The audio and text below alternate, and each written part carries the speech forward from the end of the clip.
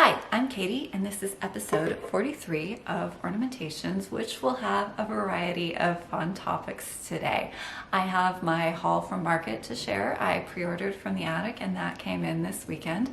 I have some really cool new threads that we'll be looking at, and then progress on 3 of my bigger whips, including the Britomart casket. We'll be looking at how that panel is evolving towards the end of today's episode, but we'll start with the cross stitch, and first with a look at the upcoming Flosstube kit, which is Brenda Gervais' Tulip Festival. We've seen my stitching on this in previous episodes, and this is my FFO finished as a pillow with coordinating silk satin backing that will be included in the kit, and these luscious colors on the gorgeous Legacy Linen Himalayan Fog, one of my absolute favorite linens to stitch on these days.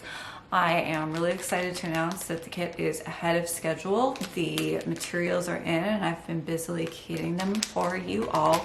So the release has been moved up to Tuesday, March 28th. It will launch on my website at 8:15 a.m. Pacific time, and I would like to note that this will be limited availability. I have a good number of kits in stock ready to ship, but I will not be able to take pre-orders on this kit due to the limited availability of one of the really important threads to the conversion. So it will be stocked kits only, and then it will be permanently retired after that. So if you're interested in Tulip Festival, March 28th is when the kit goes live on my website, and an email will be sent out to the Ornamentations mailing list. I'll also be promoting it on Instagram. Full details on the kit will be in the next Flosstube. But moving on to whips, the next one I'd like to show you is also going to be a Flosstube kit. That's the Christmas in July kit. Also Brenda Gervais, Santa Stops Here. We have been looking at my progress on this, but I had put it aside for a while I was waiting for some thread to come in. More on that in a minute. But it did, and so I have gotten back to this stitch, and I think it is just turning out beautifully. This is where I am. So as you can see, the border's finished. Most of the stitching on the house is also finished. It does need its embellishments. You know I'm not going to pass that up. So I will do a ribbon bow on the wreath, and then beads as well. I've ordered a few different colors, and those of course will be included in the kit so that your wreath can be fully embellished as well. So, oh, you've heard me enthuse about the house before, but I really do love it. And so, as you can see, I eliminated the sign, and I did that by just moving the wreath down and then filling in the stone around it, which I think, especially once I get the embellishments on, is going to look great. I'm very pleased with how that turned out. And then I finished the tree. It's got some little sparkly candy canes. You can't see this sparkle, but I've used a mixture of red accentuate and serpentine there to give just a little sparkle to those elements. It looks great, and then I'll be filling in all the filler elements there on the side. So I'm pretty close to done on this. I hope to have a complete finish for you by the next Flosstube, and then we'll look at the threads. So this is, I believe, going to be the final conversion, although haven't arranged the threads all that prettily here. So lots of browns, mostly those are concentrated in the house, some really vibrant reds, which I think pop beautifully against the Himalayan fog, which I can't say enough about. It just makes colors sing. That's what I think about it. And then there are 2 colors in here of Gobelins that are very, very special. The first one is a lovely green, darker, a little more blue toned, and then a warm brown. I haven't used this yet. I am planning on doing the reindeer and the filler elements there to act as counterweight to the house. On the green, you'll notice that this is a little darker and bluer than what was called for in the model stitch, but I think particularly in the border, having a slightly darker color there gives it a little more heft that stands up to the concentration of vibrant red in that border, because otherwise all those berries I think can swamp it a little bit. That's a lot of red packed into a pretty small border, so I think the stronger green there helps the balance of this piece a little bit. But back to the threads, I'm really excited about these because they're new colors in Gobelins, and I had been waiting on this shipment. It's just in from France. I'm not giving you the colors because that information is exclusive to the kit. Sorry guys.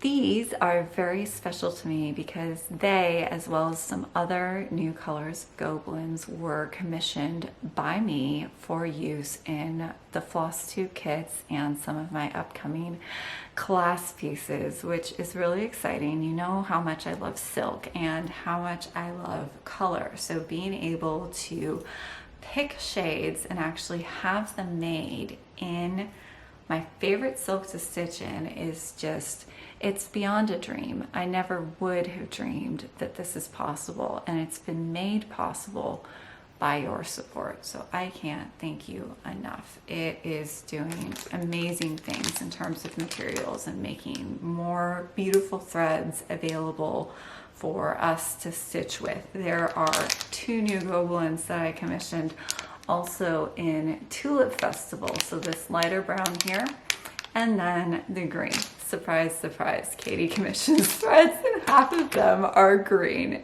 Raise your hand if you're surprised. Oh look, no one's raising their hands because they're not surprised. I've got a whole green thing.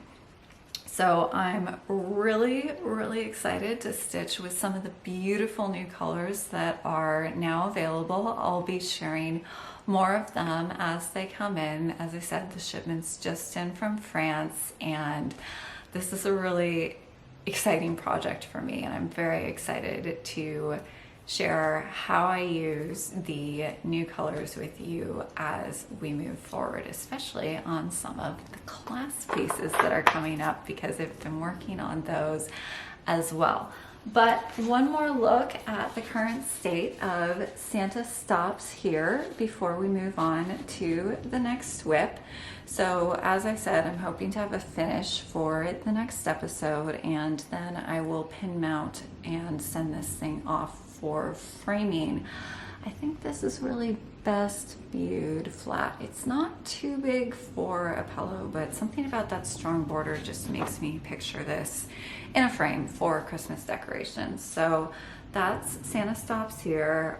Again, I'm just loving how the colors work on this beautiful ground linen, but especially that fabulous house, and I cannot wait to embellish it up with some beads and some ribbon and really get this thing finished. I think it is going to be fabulous, and I hope you're as excited as well, because that will be available as a Flosstube kit for Christmas in July. And then I also have been working on another WIP that we looked at earlier, which was Modern Folk Embroidery's Home Sweet Home. I did this while I was waiting for the new colors of thread to come in. I was like a kid. Are we there yet? Are we there yet? Are we there yet? Because seriously, so exciting. Maybe that's what's been wrong with me in this project. So I think this is turning out beautifully. This is stitched with Gobelins 575, which was the consensus pick, the beautiful dark aubergine Gobelins on Russian tea cake, and I think it's turning out beautifully. It's very striking on that off-white ground. It looks gorgeous. I still love the design, but I haven't really been able to get into it as a stitching experience.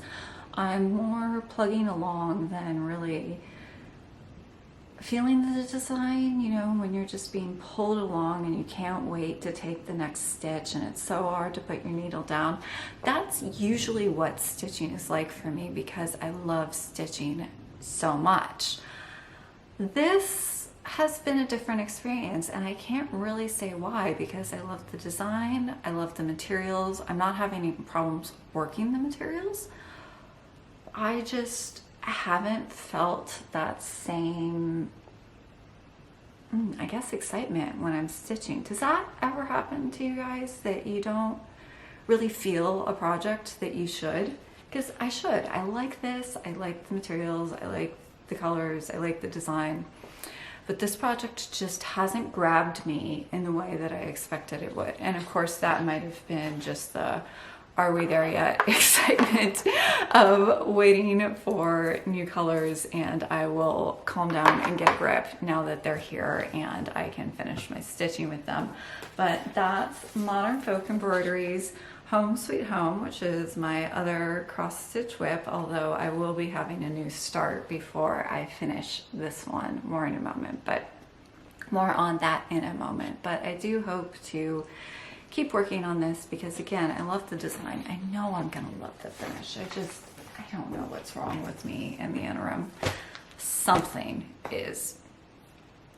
But let's get to Market Haul because I didn't order a ton from Market. I pre-ordered 3 charts, which came in from the attic, and that's what I'm going to share with you right now. So the first is Stacy Nash Wonderful Life Pinkeep drum. This was exclusive for a while, I think, to Country Sampler, and now that it's in wide release, I bought it.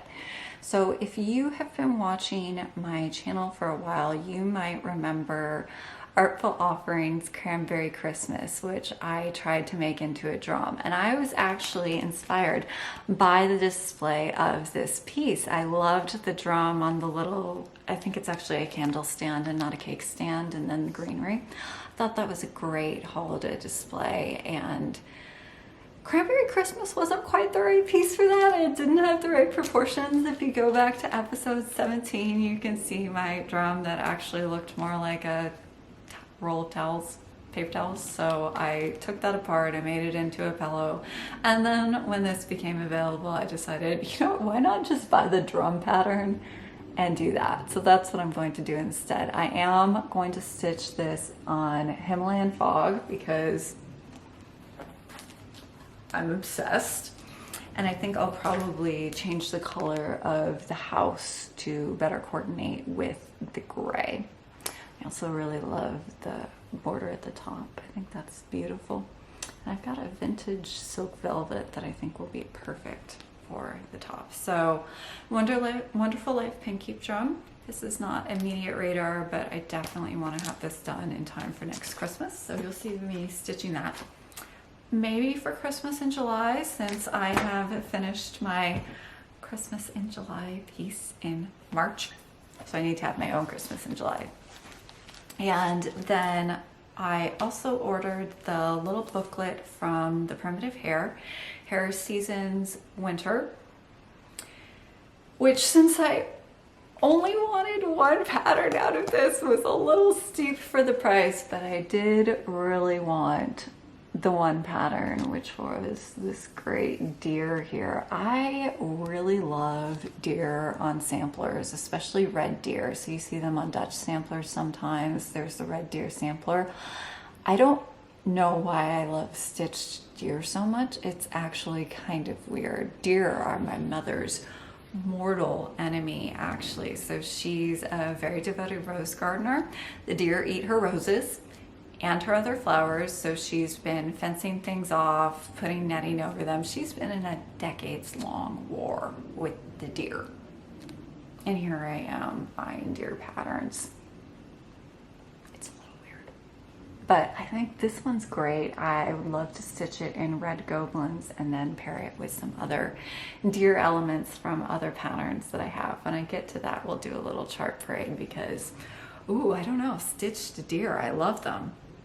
It's weird. Does anybody else love them? I know the red deer sampler is really popular, so it's probably not just me, but Hare Seasons winner. And then the last chart I got from Market, and this will be a surprise to exactly no one who's familiar with my channel. If Brenda Gervais releases new patterns, you know I have to have at least one of them. So what I bought was Home Sweet Home. And this, I think, would be an excellent candidate for a summer floss tube kit. Let me know what you think. I have a lot of ideas about colors for this one. I want to do a more vivid blue for the house, definitely. And oh, the robin and strawberries, that could be great. And definitely, I don't like stitching letters, as you've heard, but Home Sweet Home is a sentiment that I really agree with. I'm definitely a homebody. I love to stay at home and stitch and read and be comfortable. So Home Sweet Home, I'm all about it. But if this is going to be a summer floss tube kit, I need to get on it double quick, which means I need to pick my linen. I've been thinking about that and I'm having another quandary, so let's weigh in, guys. First choice, Fuller's Teasel. This, I think, is probably the most natural choice for Home Sweet Home. If you have been watching my channel for a while, you'll know I did 3 of the 4 Seasons of the Heart from Brenda Gervais' last year's Nashville release, and they were all on Fuller's Teasel. So doing this on Fuller's Teasel would make them an easy coordinating piece. I've got Spring Seasons of the Heart right behind me here on the bookcase, stitched in. First choice, Fuller's Teasel, 38 count Legacy Linen. Second choice, this is kind of where I'm leaning. Tell me what you think. Legacy Linen Himalayan Fog. Surprise to exactly no one. I am obsessed with Himalayan Fog, and I think the colors I have in mind might look pretty amazing on this. So choice number 2, Himalayan Fog. Yes, no, you may be watching this and thinking, Katie, you are obsessed and you need to put down the Himalayan Fog and back away, but tell me what you think. Choice number 3, Cloister Cream. So this has been notable most for Katie's sparkle prim and all of the Christmas ornaments I've been doing on it, but it also might be kind of interesting for Home Sweet Home. The heathered linen, I think, always does give something a little more of a prim effect. So that could be cool. Blues look great on Cloister Cream. There are going to be some very good blues in my stitch at Home Sweet Home. Pattern, by the way, is called My Home Sweet Home. I keep on referring to it by the letters on it. So, choices. Fuller's Teasel, Himalayan Fog, Cloister Cream. Tell me what you think, and then hopefully for the next episode I will have a start on this and we'll look at how everybody voted and what I picked. So definitely weigh on linen, and if you would like to see this as a floss tube kit. And speaking of Cloister Cream and Katie's Sparkle Prim, we had the giveaway last time, the winners for the giveaway last time of Katie's Sparkle Prim, which was the ornament size cut of Cloister Cream and then a spool of green silk. 3 of the 4 winners claimed their prizes. However, winner Catherine M., I have not heard from you. You have until March 27th to claim your prize, after which I will redraw in time for the next floss tube if I have not heard from you. So please claim your Sparkle Prim pack. If not, there may be another winner to announce for the next episode. So that was my haul from Market. I didn't buy a ton, but I think the ones I got I'm excited to stitch, which of course is the most important thing. And again, I did pre-order from the attic. They had all of the Nashville releases in a page. I'll link to that in the description. So those were en route, I think, probably as soon as they got back, because they got here double quick. But with that, I am going to clear some of this away because we're going to get out the big slate frame and I don't want to kick anything over because you know me, I'm such a klutz. And we will look at the progress on my Britomart casket. Britomart. So we last looked at the state of the entire casket in episode 39, if you'd like to go back and revisit where the larger project's at. And then I last showed my progress on this specific piece in episode 41. Episode 42 included a look at my gigantic stumpwork mirror. So if you haven't seen it, definitely go back and take a look. That's a pretty spectacular piece that I'm very proud of. And now we will look at where I am on the back panel of my Britomart casket, which depicts Britomart's rescue of her companion Amoret in the castle of the sorcerer, in which is being staged the Mask of Cupid, which are all of the figures in the middle of this panel in fancy dress. So when we last took a look at this piece, I believe I had finished the figure of Amoret and had started on Britomart. I have made considerable progress since. As you can see, Britomart is now almost done. She's missing her sword and then the detailing on her helmet. I've got a technical problem there that I'm working out. I think I've figured out how to handle that, but I'd like a little more time to think. So in the interim, I moved on. So there's a finished figure here. This is Desire, worked in dark reds and holding a handful of flames per the book. And then a fair young maiden, that's the figure in blue. She's the figure of hope. And then she needs just a little more detailing. I'd like to put some silk wrapped gimp edging along the folds of her veil to accent that. But otherwise, she is also done. She's got a little bit of a flourish there with some silver scallop trim on her headdress. All the figures here except our two protagonists are worked pretty flat because, again, this is the back. I am very close to a finish on this casket and I'd like to finish it sometime this year. And then our in progress figure here in the center is Fancy, who will eventually be wearing a feathered headdress, holding a feathered fan, and has a feathered cape on. So that's the general progress here, and then I'll show you the design again because it's quite hard to see just on the fabric. So that's what the figures are supposed to look like. So as you can see, I am making quite rapid progress on this piece. It should slow down a little bit from here, just because once you reach this stage of a panel where you've got a lot of your elements in and now you're filling in, every stitch you take has to work with every other stitch that's already on this project. So all of the colors have to work together and the focus has to be in the right places. So specifically the figure of Fancy here was quite difficult. I have already tried out about 15 different colors because my original idea was to make the cape echo peacock feathers.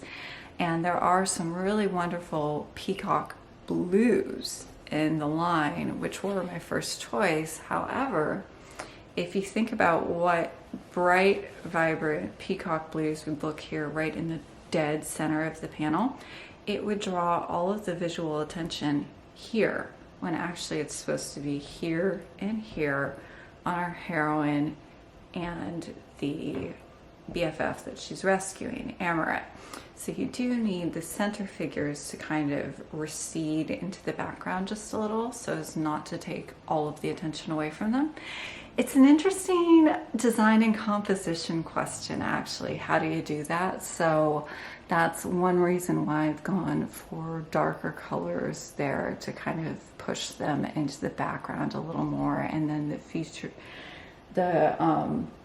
figures of fear and doubt will also be wearing darker colors as well. So when it came to Fancy, I chose darker blues with more gray in them ultimately than I had first thought I would, because otherwise they would visually dominate the panel. So these are the threads I've chosen.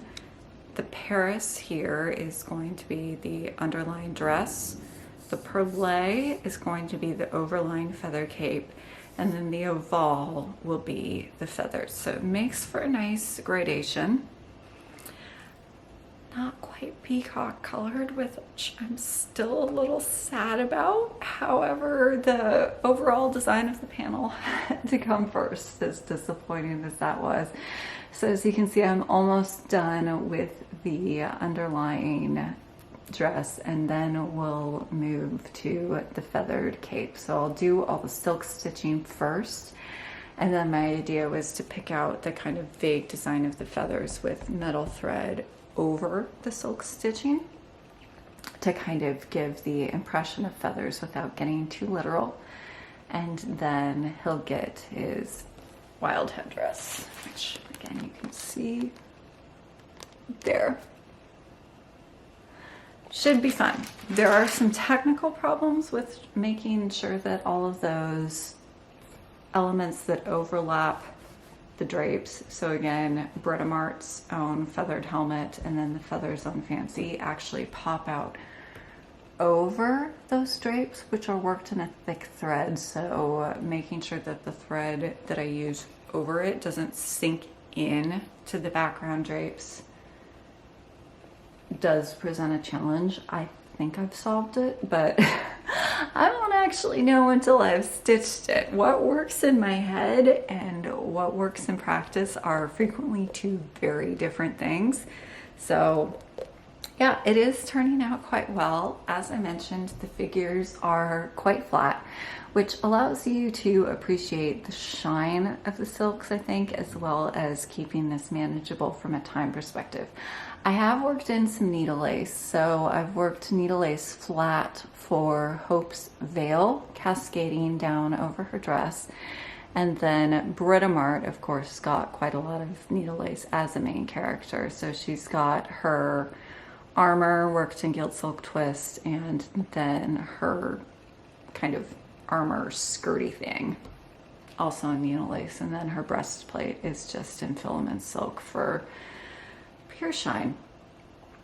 She's looking a little awkward without the details of her helmet. It makes her head look triangular and kind of like she's wearing a weird tiara. That's her visor, which should be more apparent once you actually see her whole helmet, but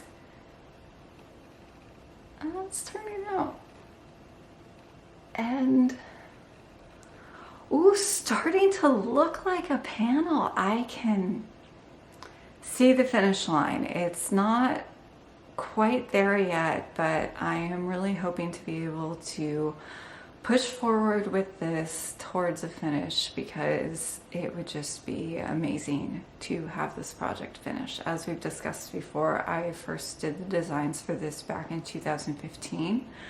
I started the first needle lace slips for the front panel not long after that, so this has been a very long time in the making, and it would just be awesome to bring that to a conclusion this year.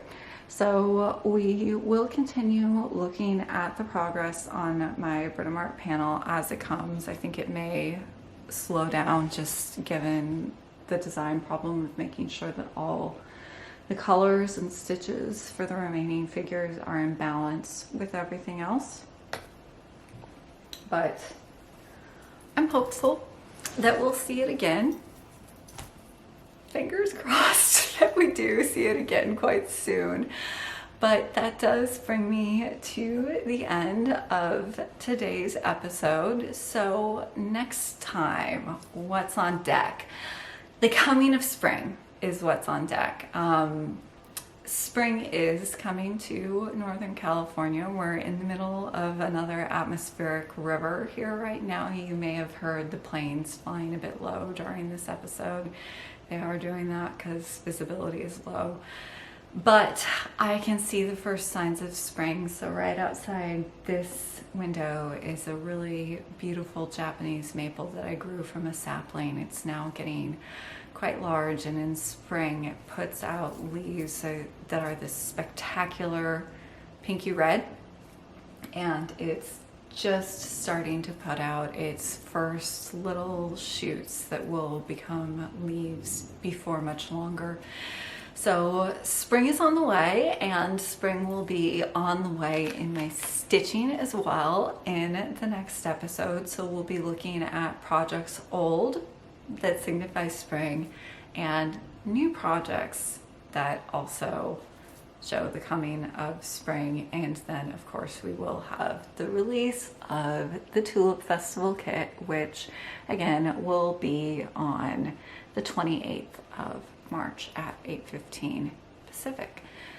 So that's all I have for this time. I'll see you next time for some spring stitching, some spring projects, and hopefully some more seasonally spring weather, because it's been quite soggy around here. But until then, happy stitching.